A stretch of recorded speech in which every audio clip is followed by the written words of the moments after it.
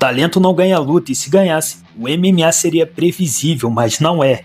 E hoje eu vou te mostrar 5 casos em que lutadores tecnicamente limitados, sim, limitados mesmo, venceram atletas muito mais talentosos. Vitórias que chocaram o mundo, vitórias que até hoje dói nos fãs, e vitórias que provam que no octógono não vence o mais bonito, vence quem resolve. E esse é o top 5 lutadores ruins que venceram talentos muito superiores, e eu aviso, você vai discordar de pelo menos um. Número 5, Brandon Schaub vs Mirko Cro Cop.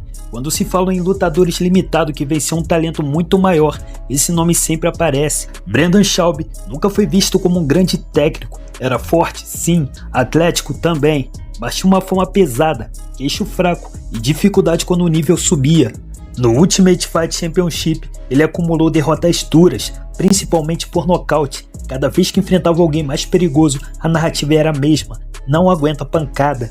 E aí veio o momento mais constrangedor da carreira. Joe Rogan, amigo pessoal dele, falou publicamente que ele não era bom o suficiente para continuar competindo em alto nível. Não foi um hater da internet, foi alguém do meio. E aquilo deixou claro que até quem estava perto duvidava. Na luta contra Mirko Cro Cop, um ícone, um veterano lendário, um dos strikes mais temidos da história. E antes da luta, Mirko Cro Cop basicamente tratou Schaub como um novato qualquer, como se fosse só mais um nome para manter o currículo ativo. No papel, a diferença absurda é de talento, mas o MMA não respeita currículo. Brandon Schaub foi lá e nocauteou Mirko Cro Cop. Só que aqui vem a parte mais irônica de todas. Depois da luta, Schaub conversou com Mirko e mesmo ouvindo da maior vitória da carreira, ele começou a perceber algo, que talvez aquilo não fosse realmente para ele. Pouco tempo depois ele se aposentou, ou seja, um lutador desacreditado com fama de não aguentar pressão, venceu um dos maiores nomes da história e mesmo assim saiu do esporte. Essa luta prova de que no MMA, às vezes o menos talentoso vence, mas isso não muda quem ele realmente era dentro do cenário. E é por isso que essa vitória até hoje divide opiniões. Estou com tanta dor, olho para o Cro Cop e digo, caramba, o que estamos fazendo, cara? E ele me olha com seu inglês quebrado e diz, isso é a vida. E lembro de pensar, foi a primeira semente na minha cabeça, pensei, será? Olhei pra ele, será? Mirko, é isso mesmo? E pra ele é, tipo, isso é tudo pra ele. Pra mim não era, pra mim não era. Esse foi o primeiro, tipo, uma sementinha na minha cabeça onde pensei, eca, eu não sou como ele. Igual, mas diferente, eu não sou como ele. Eu não arriscaria minha vida por isso. Essa não é minha paixão. É ele que, quer dizer, ele ainda luta arrasando. Ele é uma lenda absoluta, cara. Não tenho nada que fazer no mesmo octógono que ele. Oficialmente, dizem que por nocaute técnico, Brandon Schaub derrota a lenda. Você é o motivo de eu ter começado, meu. Número 4, Matt Serra vs Georges St-Pierre. Se você perguntar quem era o lutador mais talentoso da categoria na época, quase todo mundo responderia: Georges St-Pierre. Completo, atlético, inteligente, técnico em todas as áreas, ele era visto como futuro e para muitos já era o melhor. E do outro lado estava Matt Serra, baixo para a categoria, sem físico impressionante, sem status de fenômeno. Serra entrou na disputa de cinturão depois de vencer o reality show The Ultimate Fighter, algo que muita gente tratava quase como um caminho alternativo para o título. Quando a luta foi iniciada no UFC 69, a maioria achava que seria uma defesa fácil para a GSP, mas o MMA adora destruir previsões. No primeiro round, Serra acertou um direto que desmontou Georges St-Pierre. Não foi sorte, foi pressão, confiança e execução perfeita. GSP caiu, levantou e caiu de novo, e o árbitro encerrou a luta. Matt Serra tinha acabado de nocautear o homem que muitos chamavam como gênio do esporte. Foi chocante, foi constrangedor, e por um momento, o menos talentoso tinha vencido o prodígio. Claro que depois GSP ajustou tudo, voltou melhor e retomou o cinturão na revanche. Mas aquela noite ficou marcada, porque ali ficou provado que no MMA, até um dos maiores da história pode ser parado por alguém que no papel parecia muito inferior. E é por isso que essa luta até hoje é lembrada como uma das maiores zebras de todos os tempos. Número 3, Chris Leben vs Wanderlei Silva. Quando falaram o possível adversário para Wanderlei Silva, a escolha surpreendeu. Segundo relatos da época, o próprio Wanderlei teria escolhido para enfrentar Chris Leben. A lógica parecia simples, a luta acessível. E tem mais, o próprio Dana White não queria casar essa luta. Ele já tinha dito publicamente que Leben era muito ruim, que não via alto nível ali. Chris Leben carregava aquela imagem de brigador duro, queixo resistente, mas técnica limitada, muito coração e pouca técnica refinada, e do outro lado, o Cachorro Louco, ícone do Pride, um dos strikes mais temidos da era passada, nome respeitado mundialmente. No papel parecia muito fácil, mas o MMA não respeita a narrativa. Cruz Lember foi lá e venceu Vanderlei Silva. E o cara que era tratado como limitado, como escolha segura, calou todo mundo naquela noite. E aí fica a pergunta, foi erro de análise? Foi subestimado demais? Ou foi simplesmente uma prova de que no MMA, reputação não entra no octógono? E essa é mais uma da lista onde o supostamente ruim derrubou um nome muito maior, e isso incomoda até hoje. O promotor, o Dana White, chegou pra mim e falou, você vai lutar no evento no dia 2 de julho, e o meu aniversário é dia 3 de julho. Aí ele falou, é o maior evento do ano na América, né, porque é perto do 4 de julho, que é a independência dos Estados Unidos. Aí ele falou, olha, com quem que você acha que você poderia ser um atleta? Eu falei, eu quero lutar com esse cara aqui. Ele falou, não, esse cara é muito mais fraco que você. Era quem? O Chris Lieben. Tá. Eu falei, é um cara pra eu voltar, né, e tal, faço uma luta, o cara aguenta umas porradas, eu faço ali umas porradas nele, ganha essa luta, depois eu pego um cara, não, esse cara não é teu nível, não é teu nível. Ele falou, tá bom, luta com ele. Aí chegou no dia do evento, né, e tal, aí o cara veio, disse que era meu fã, me abraçou, tudo, eu falei, tudo bem, né, antes, né, eu não gosto muito dessa lambeção. Aí no dia do evento, assim, né, faltam 2 lutas pra tua luta, você se troca, né, aí tal, se aquece, passa estratégia com o teu técnico, aí você sai, essa luta acho que foi no MGM, aí você sai num corredor gigante, assim, né, um corredor, tem um X no chão e um cara com uma câmera, assim, né, aí o cara fala 5, 4, 3, 2, 1, pá, o cara acende a luz, aí já tá ao vivo pro mundo inteiro, e já pá, começa a tocar tua música lá fora, né. Aí o cara vai andando, o cara vai indo com a câmera, você vai indo atrás, e nisso você vira pra direita assim, já sai no meio do público.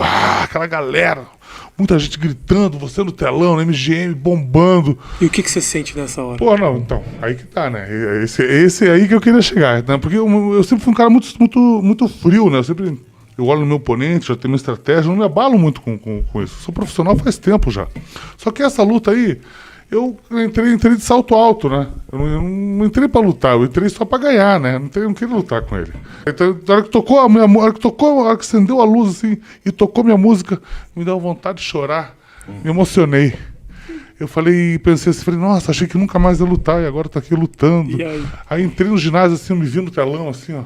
Aí eu vi vários telões, Tava assim. com a cabeça na puta. E vi uma galera, assim, a minha música tocando e tal. Aí eu entrei, o cara lá do outro lado, eu aqui, eu falei, esse cara aí. Aí, né, eu olhei, aí começou a luta, o cara veio e me deu um chute na perna, assim, mas todo desengonçado. Eu falei, putz, cara. Aí eu fui e pá, meti uma bomba nele. Né, meti um soco. A hora que ele foi pra trás, eu falei, agora eu vou derrubar. A hora que eu vou pra cima dele, pá, parou tudo. Parou, acabou tudo. Daí, de repente, tá o juiz parado na minha frente, assim, ele fala assim, Vanderlei, qual o mês e o ano que nós estamos? Eu falei, essa é fácil, nós estamos em julho de 2012. Eu falei, por quê? Ele falou, você acabou de ser nocauteado. Aí eu olhei assim, falei, pô... Volta na hora. Eu olhei e falei, pô, eu vi o cara vibrando assim, falei, caraca, aí que voltou, né? Não fazia a menor ideia do que tinha acontecido. Nem sabia onde tava. Tipo, quando você cai e bate a cabeça no chão. Aí eu falei, cara... Aí o cara comemorando, putz, eu voltei pro vestiário, e tal, troquei de roupa, falei, putz. Número 2, Mirko Cro Cop vs Gabriel Napão. Quando o Mirko Cro Cop chegou no Ultimate Fight Championship, a expectativa era absurda. Ele vinha do Pride com status de lenda, high kick mortal, aura de intimidação, currículo que assustava. Muita gente achava que ele dominaria o peso pesado do UFC. E do outro lado estava Gabriel Gonzaga, o Napão. Bom grappler, faixa preta de jiu-jitsu, mas longe de ser tratado como fenômeno da categoria. Não tinha hype, não tinha status internacional comparável. Quando a luta foi marcada no UFC 70, a maioria via como mais um passo de Cro Cop, rumo ao cinturão. Mas aí aconteceu algo irônico. Gabriel Napão nocauteou Mirko Cro Cop. E não foi qualquer nocaute, foi um chute na cabeça. Sim, o especialista em high kick foi apagado com a própria arma. A imagem de Cro Cop caído no chão virou símbolo da imprevisibilidade do MMA. E naquela noite, o favorito absoluto virou vítima da própria confiança, e o brasileiro, tratado como azarão, entrou para a história. E essa luta foi um momento em que muita gente percebeu: nome grande não garante nada, e no MMA, a queda de um ícone pode acontecer em segundos. Número 1, Bob Sapp vs Ernesto Russo. Se existe uma luta que simboliza talento sendo atropelado pela brutalidade, é essa. De um lado é Nestor Hust, lenda do K1, técnico refinado, múltiplas vezes campeão, um dos strikes mais respeitados e poderosos da história. E do outro, Bob Sapp, gigante, ex-jogador de futebol americano, físico absurdo, mas tecnicamente cru, desorganizado e selvagem. E antes da luta, Hust deixou claro o que pensava. Ele praticamente em todas as entrevistas, ele dizia que Bob Sapp era horrível, que não era um lutador de verdade, que não sabia dar nenhum soco corretamente. Eu só vou acertar ele e, tenho certeza que ele não vai me acertar, sabe? É isso. Quer dizer, claro, ele é forte e tal, mas ele não sabe lutar, ele não sabe boxear.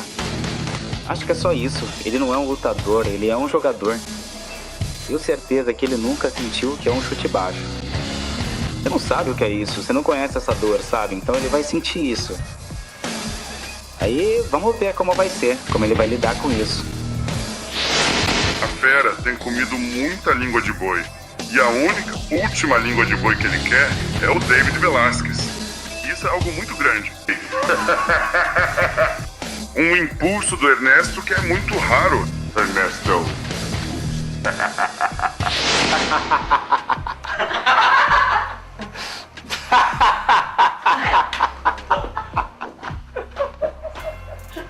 Não tem outro nocaute, foi um nocaute, sabe? Seu comentário foi um nocaute. Esse é o único nocaute que vai acontecer.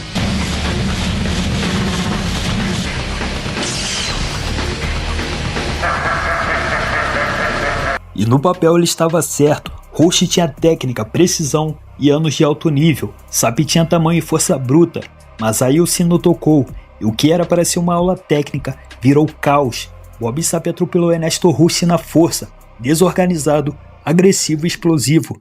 Derrubou, pressionou, machucou e venceu a luta. E a imagem daquele gigante esmagando uma das maiores lendas do kickboxing virou um símbolo desconfortável do esporte, porque naquele dia, técnica não venceu, experiência não venceu, currículo não venceu, a força bruta venceu.